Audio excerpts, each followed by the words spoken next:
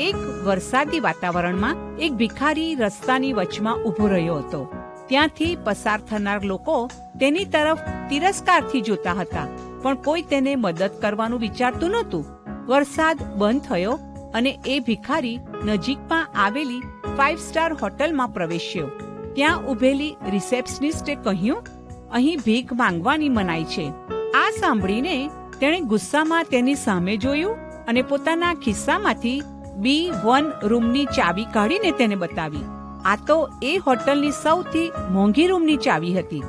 તેણે કહ્યું, હું થોડી વારમાં આવું છું, ગાડી તૈયાર રાખજો. રિસેપ્શનિસ્ટ તો વિચારમાં પડી ગઈ કે કચરો વીણનારના કપડાં પણ આના કરતા સારા હોય છે. કલાક પછી પેલો માણસ સુંદર સૂટ બૂટમાં તૈયાર થઈને આવ્યો અને બહાર પડેલી કારમાં બેસી ગયો અને પેલી રિસેપ્શનિસ્ટને પાસે બોલાવીને પૂછવા લાગ્યો કે તારો પગાર કેટલો છે? તેણે કહ્યું 5000. શું તારે પગાર વધારે જોઈએ છે? પેલી છોકરી તો ખુશ થઈ ગઈ અને કહેવા લાગી, હા સર, આટલી મોંઘવારીમાં ઘણી તકલીફ પડે છે, મળે તો સારું. પેલા માણસે તેને કહ્યું, શું અહીં ભીખ માંગવાની મનાઈ નથી? પેલી છોકરી તો છોભીલી પડી ગઈ અને તેને પોતાની ભૂલ સમજાઈ કે જ્યારે તેમને ગંદા કપડામાં જોયા હતા ત્યારે તેમની સાથે ખરાબ વર્તન કર્યું હતું અને સારા કપડામાં જોયા ત્યારે સર સર કહેવા લાગી.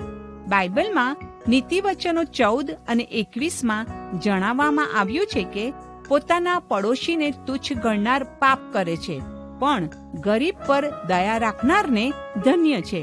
હા મિત્રો, જો કોઈ જરૂરિયાતમંદને મદદ કરી શકીએ નહીં તો ચાલશે, પણ તેઓને ધિક્કારીએ તો નહીં જ.